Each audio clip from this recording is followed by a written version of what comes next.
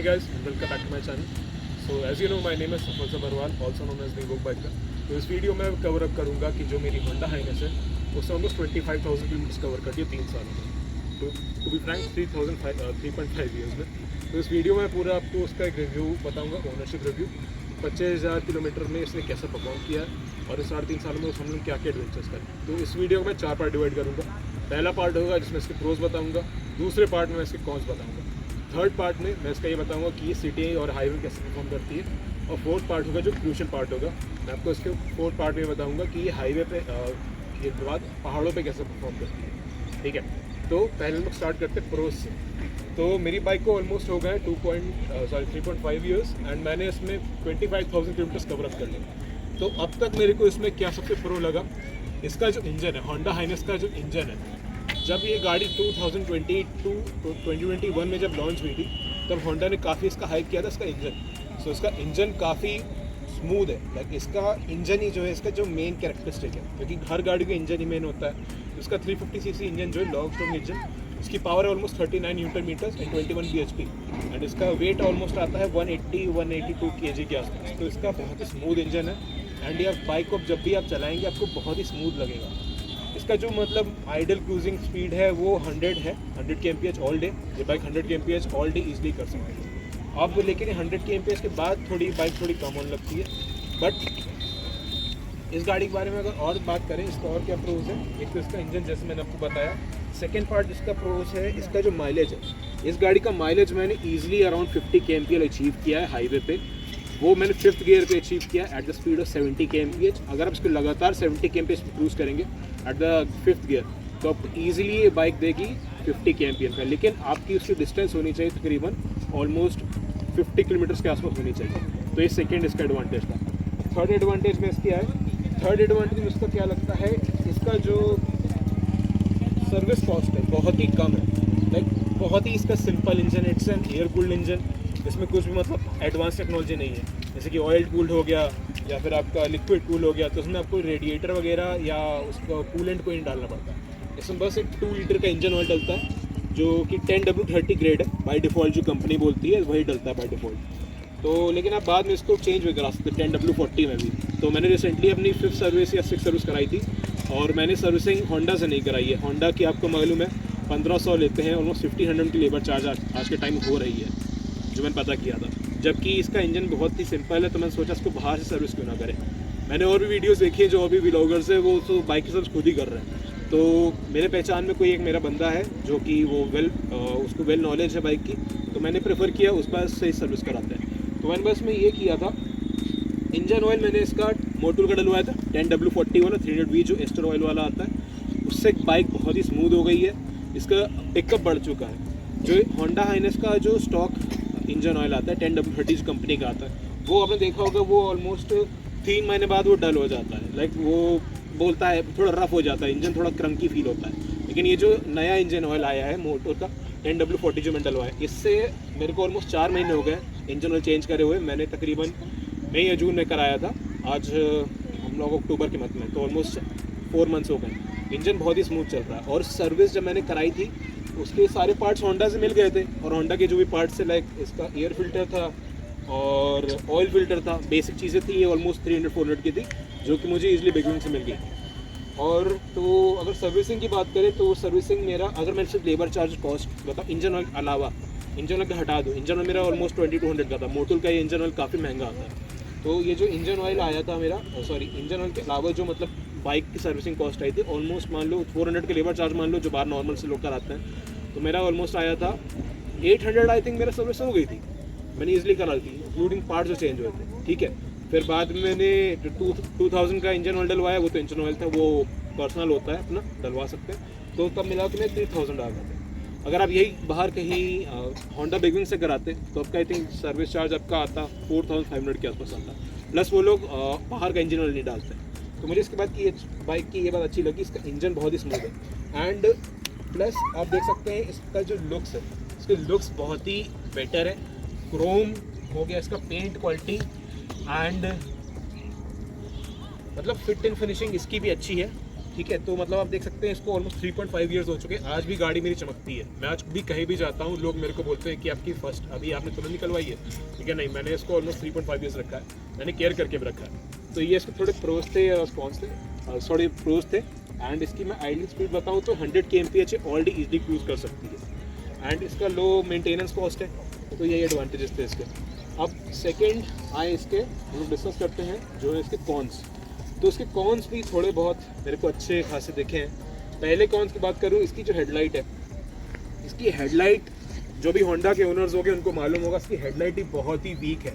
अगर आप हाईवे पर क्रूज करते हैं आपको बहुत ही मतलब डल इसकी हेडलाइट लगेगी, तो आपको मतलब आफ्टर मार्केट फॉग लैम्प्स लगवाने पड़ेंगे, आप नाइट में क्रूज नहीं कर सकते स्टॉक हेडलाइट से। तो एक पहला इसका कॉन्स मेरे को ये लगा। सेकेंड कॉन इसका मेरे को लगा इसमें थोड़े रस्टिंग इशूज़ आए हैं। I know it's a metal bike, pure metal की बनी है, जैसे रॉयल एनफील्ड की बाइक आती है, तो मेटल में आना रस्टिंग थोड़ा लाजमी है। बट रस्टिंग इसमें जो मेन मैंने कहाँ देखी है, जो इसके चेसिस है, चेसिस में थोड़ी बहुत इसकी रस्टिंग आई है।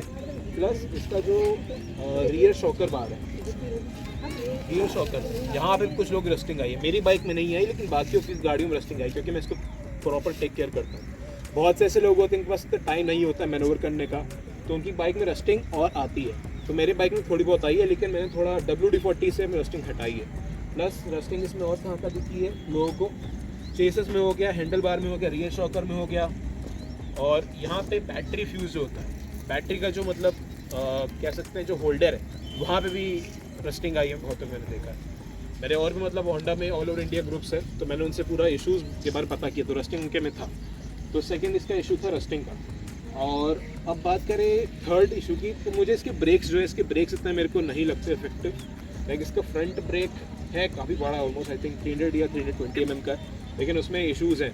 मैंने बाइक को पहाड़ों में चलाया था, मुझे वहाँ पे अच्छे खासे इशू दिखे, मतलब इसमें इतनी स्टॉपिंग पावर नहीं है। और पीछे वाला ब्रेक तो और ही मतलब बहुत ही निल लगता है as compare to the power and the length of the bike. I think brake थोड़े और इम्प्रूव हो सकते थे। और जो होंडा के जो स्टॉक ब्रेक पैड्स आते हैं, वैसे जो भी होंडा की स्टॉक कंपनी प्रोवाइड करती है, वो बहुत ही मतलब ओवर रेटेड लगे मेरे को। उससे बेटर मैंने ऑनलाइन मैंने को एक सेट मिल गया निकावी का, मैंने वो यूज़ करे, तो वो मेरे को ऐसे स्टॉक से ही स्टॉक जैसी लगे। तो मुझे ये भी लगता है कि होंडा जो पार्ट्स देती है वो भी थोड़े ओवर रेटेड है। प्लस होंडा की जो मतलब सर्विसिंग है वो भी थोड़ी ओवर रेटेड है। I know it's a big wing, but इसके जो सर्विस चार्ज जो पार्ट्स हैं वो थोड़े महंगे हैं, स्पेशली इन दिस। तो ये थोड़ा इसके कॉन्स लगे मेरे को। कॉन्स मेरे को और लगता है इसका जो होंडा की सीट है, जो स्टॉक सीट है, तो होंडा की ये सीट मेरी सिंगल सीट है। अब जो मॉडल आ रहे हैं उसमें स्प्लिट सीट आ रही है। स्प्लिट सीट और ये स्टॉक सीट का कंपाउंड एक है। मैं ड्राइवर की बात कर रहा हूँ, उसमें जो ड्राइवर होता है, तो जो ड्राइवर का होता है उसका मतलब काफ़ी मतलब वो कंपाउंड बहुत इसका हार्ड है। तो जब भी हम लोग लॉन्ग ड्राइव पे जाते हैं तो काफ़ी एक आता है। मैंने, मेरा दोस्त राहुल, हम लोगों ने साथ में मतलब काफ़ी टूर्स करे हैं, और मैं भी मतलब सोलो ट्रिप्स मैंने करे, तो मुझे इसका सीट थोड़ा बहुत ही लाइट हार्ड लगा।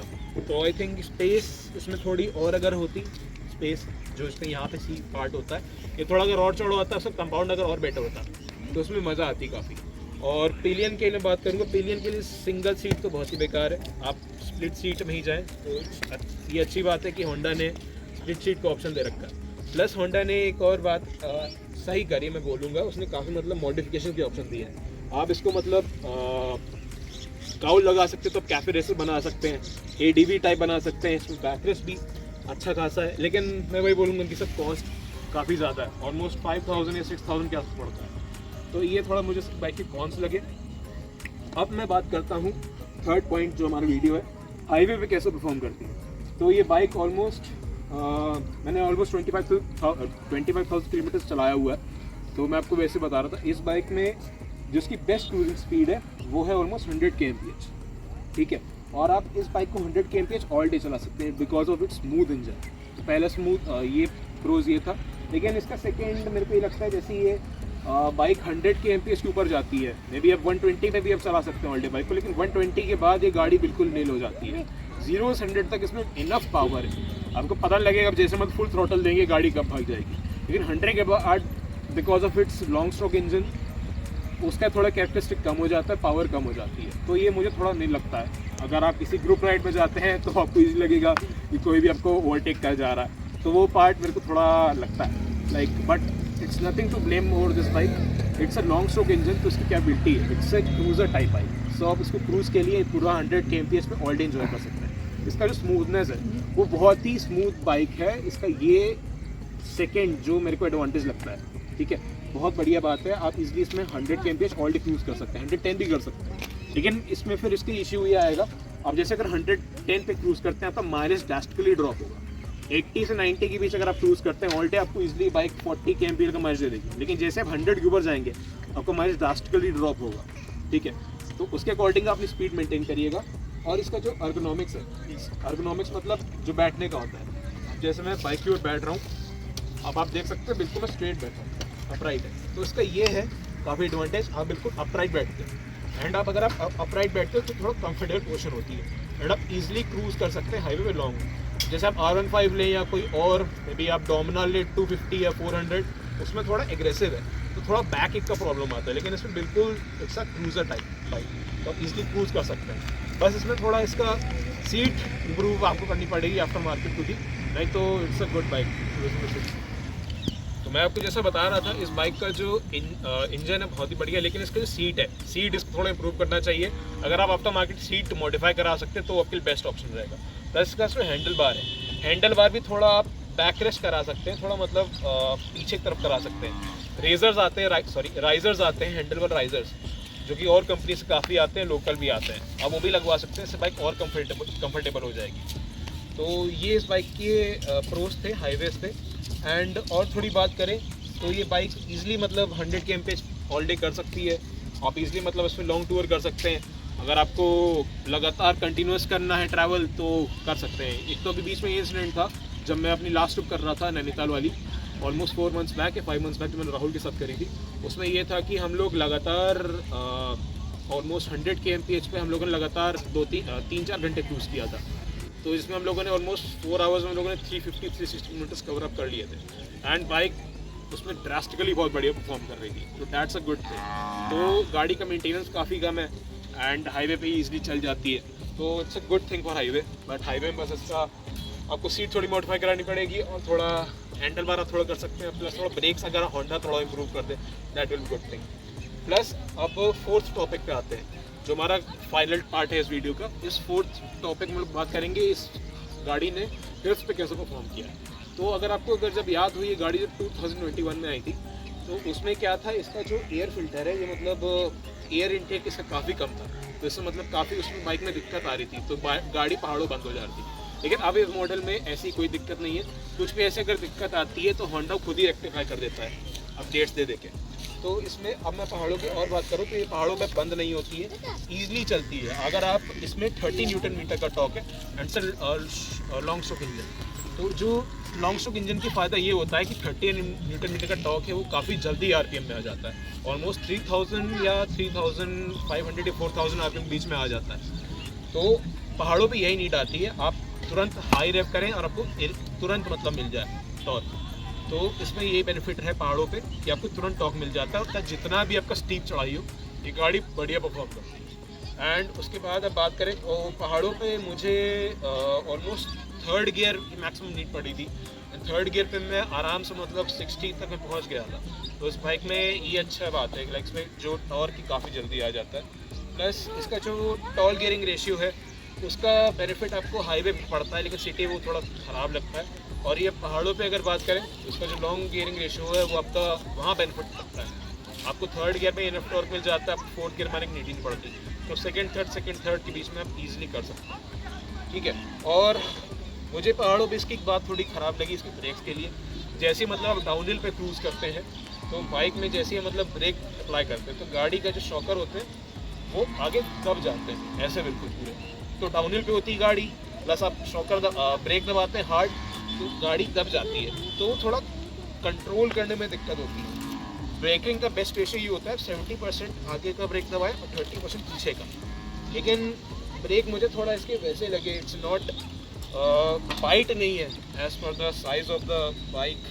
तो इसको ब्रेकिंग अगर होंडा इम्प्रूव कर दे या फिर ब्रेक पैड और कुछ सस्ते निकाले या फिर उसमें और बेटर ग्रिप हो, या फिर हम आफ्टर मार्केट चेंज कर सकते हैं जैसे वेसरा के, तो उसमें आई थिंक बेटर ग्रिप मिलेगी। स्टॉक में लगाने की कुछ बेनिफिट नहीं है। और अगर मैं माइलेज की बात करूँ, पहाड़ों पे माइलेज हम लोग को आराम से 25-30 के बीच मिली थी, क्योंकि गाड़ी लॉन्ग स्ट्रोक है तो आराम से हमको कोई दिक्कत नहीं आई थी। इनफ पावर इसमें आप एफ क्रूज़ कर सकते हैं। एंड अगर और बात करें,